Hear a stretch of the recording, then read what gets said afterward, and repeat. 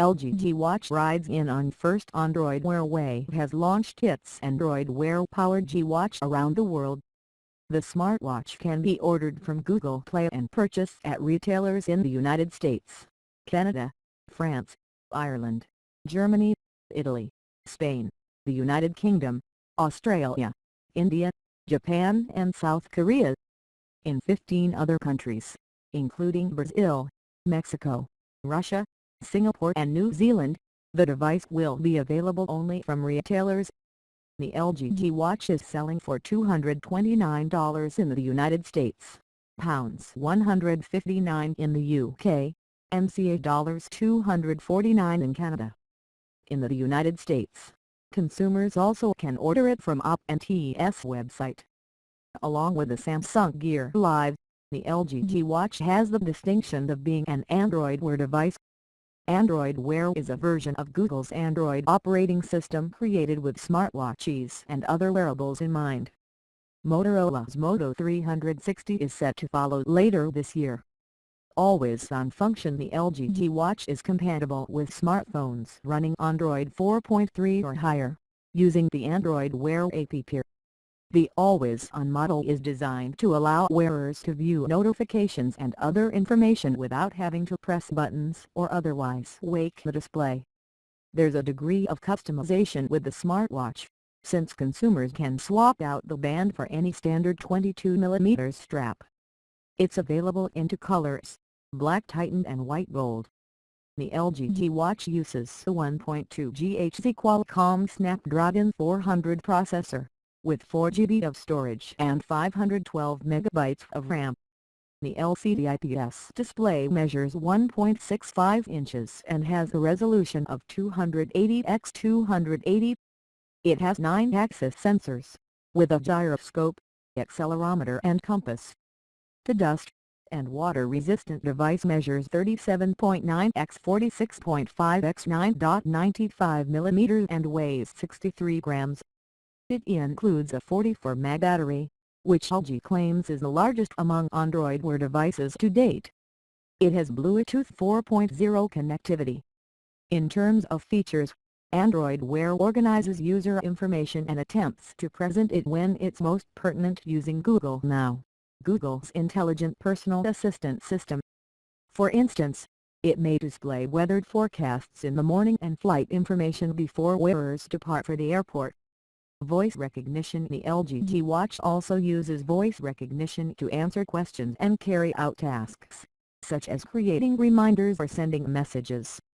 Today, most wearables aren't necessarily designed to be smartphone replacements. Instead, they're primarily used as an extension of existing mobile technologies, said Ryan Martin, associate analyst on the Yankee Group's mobile and connected devices team. While this dynamic is likely to change in the future, LG's G Watch, and other devices running Android Wear for that matter, is consistent with current market trends, he told Linux Insider. LG's G Watch is an attractive option for Android users due to the wide range of smartphones with which it's compatible, Martin continued. This is particularly true when compared alongside other devices currently in the market, he pointed out. But this also means consumers' focus will likely turn to the physical qualities of the device rather than the user experience, from a software/OS perspective, when evaluating purchasing decisions. Android Wear advantage. Having Android Wear as the basis for the device could give the LG G Watch a leg up over the competition.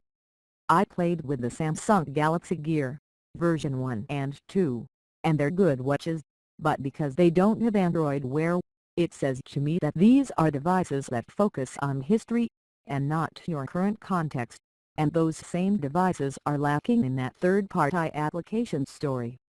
Ramon Lamas, mobile phone research manager at IDC, told Linux Insider.